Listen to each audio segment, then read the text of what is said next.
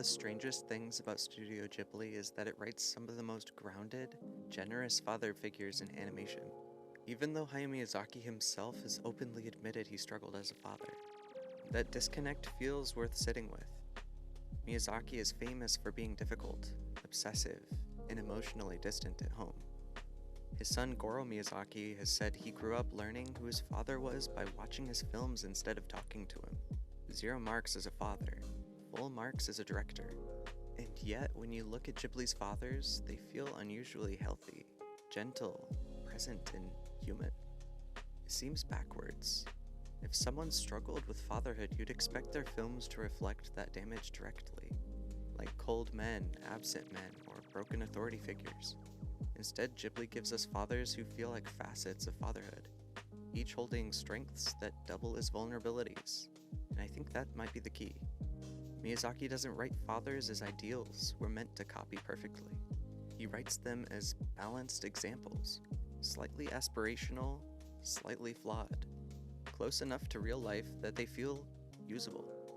That makes them feel powerful. Take My Neighbor Totoro. The father there isn't heroic in any loud way. He forgets things, he lets the kids roam, he treats fear with laughter instead of control, and he believes his daughters immediately, even when what they're describing sounds impossible.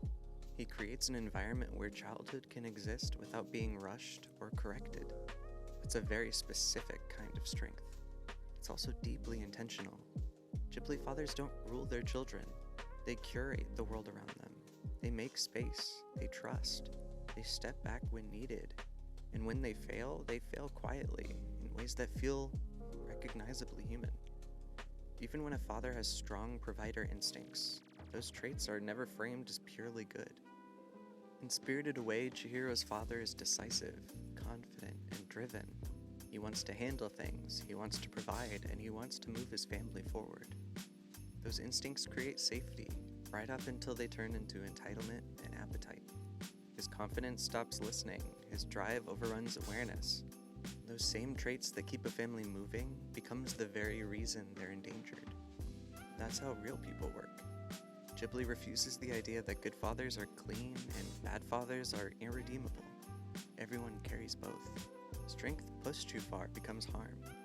Care without awareness becomes control. Protection without humility becomes blindness. That realism is why these characters land, and I don't think it's an accident. Miyazaki has said many times that his films represent the world as he wishes it to be. The values he believes in, the emotional balance he understands, even when he struggles to live it consistently himself.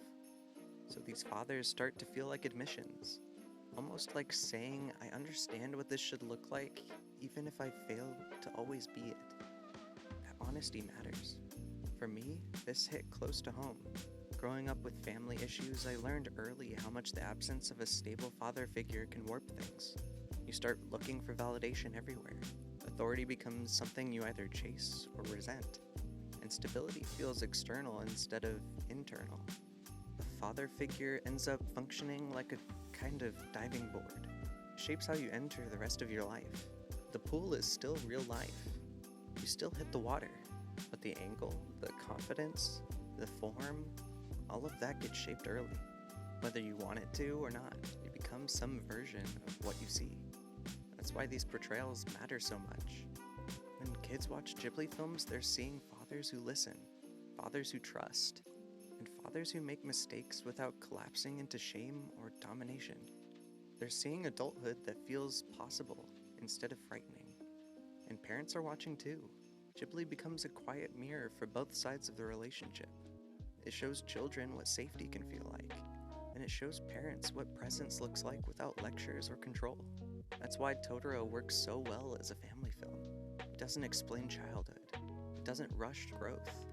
It respects the space between adult responsibility and child wonder, and it does that through its fathers. Look at Ponyo.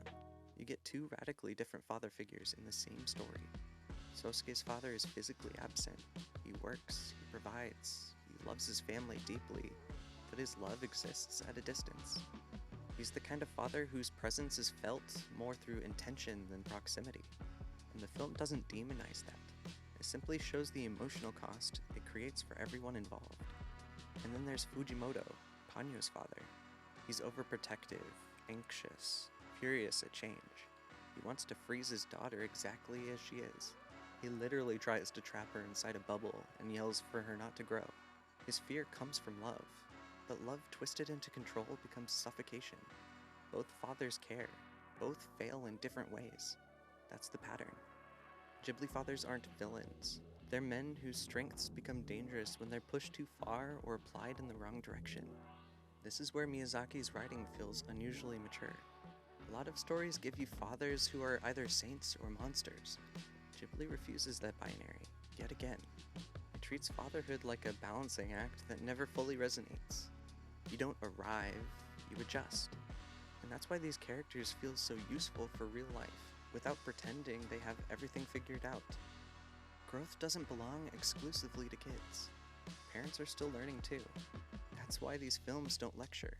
They model.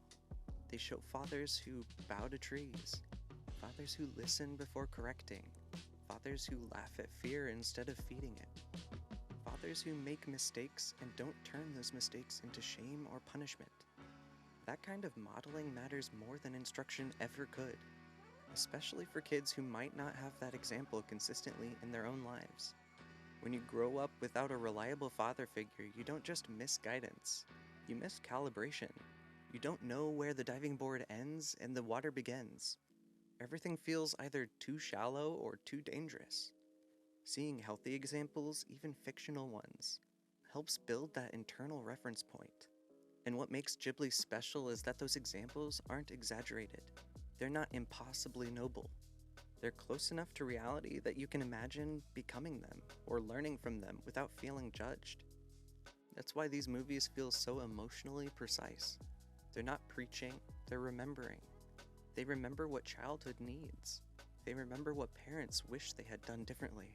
And they remember how fragile the space between protection and freedom really is. And they allow both generations to sit with that together. When a child watches a Ghibli film, they're learning what safety feels like without being told. When a parent watches alongside them, they're being gently reminded of what actually matters without being ashamed. Most family movies talk down to one side or the other. Ghibli treats both with respect. It acknowledges that parents are flawed, tired, afraid, and still capable of creating something good. And it acknowledges that children are resilient, receptive, and worthy of trust. That balance is like a quiet miracle. For people who grew up without stable father figures, these portrayals can land even harder. They offer a glimpse of something that was missing without pretending that absence doesn't leave marks. They don't erase the hurt, they contextualize it. They show that good fatherhood isn't about perfection. It's about presence, humility, and the willingness to let your strengths stop short of becoming harm. That's why these fathers stay with people. They aren't ideals carved into stone. They're possibilities, directions, gentle corrections. And maybe that's the most honest thing Miyazaki ever put on screen. Not the father he always was, but the one he understood deeply he should have been.